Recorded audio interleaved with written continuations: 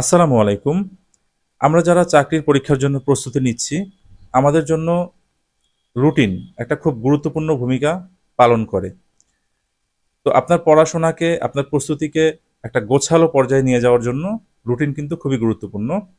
ধরুন, আপনি একটা জব করছেন অথবা আপনি একাডেমিক পড়াশোনার পাশাপাশি আপনি টিউশনি করছেন।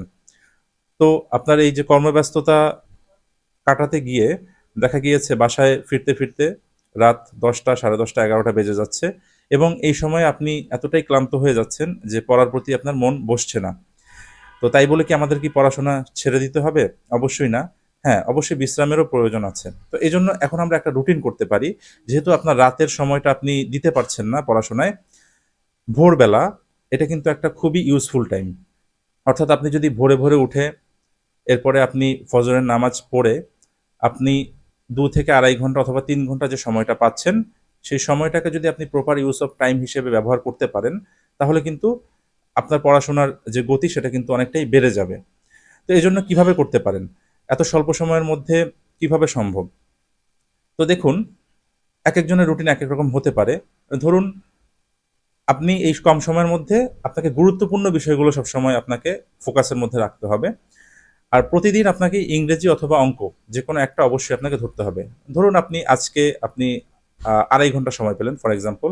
তো আপনি ১ম এ ১ ঘন্টা আপনি অঙ্ক করবেন। যেহেতু অঙ্ক বিষয়টা একটু আ মোটামুটি বেসিকের বিষয় আছে। তো এখানে একটু সময় দেয়া গুরুত্বপূর্ণ।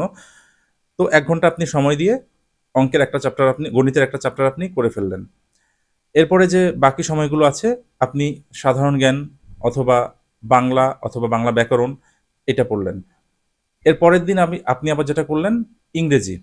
ইংরেজির যে গ্রামাটিক্যাল যে বিষয়গুলো আছে যেগুলো আপনার কাছে কঠিন মনে হয়, যেগুলো পরীক্ষায় সবসময় আসে, সে জায়গাগুলো আপনি দেখে নিলেন। পাশাপাশি আবারও সেম একইভাবে অর্থাৎ অন্যান্য সাবজেক্টগুলো ওই সময়ের মধ্যে দেখে নিলেন।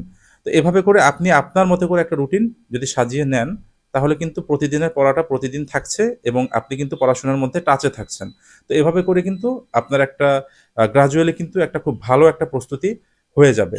আবারও বলছি, গুরুত্বপূর্ণ জায়গাগুলো কিন্তু এখানে খুবই মানে আপনাকে দেখতে হবে। তো এভাবে করে যদি আমরা পড়াশোনা করতে পারি, তাহলে আমাদের যে কর্মব্যস্ততা সেটাও থাকলো। পাশাপাশি আমরা আমাদের পড়াশোনাকেও আমরা এগিয়ে নিয়ে যেতে পারবো। তো যাই হোক, সবার জন্য শুভকামনা থাকবে। সবাই ভালো থাকবেন। আল্লাহ হাফেজ।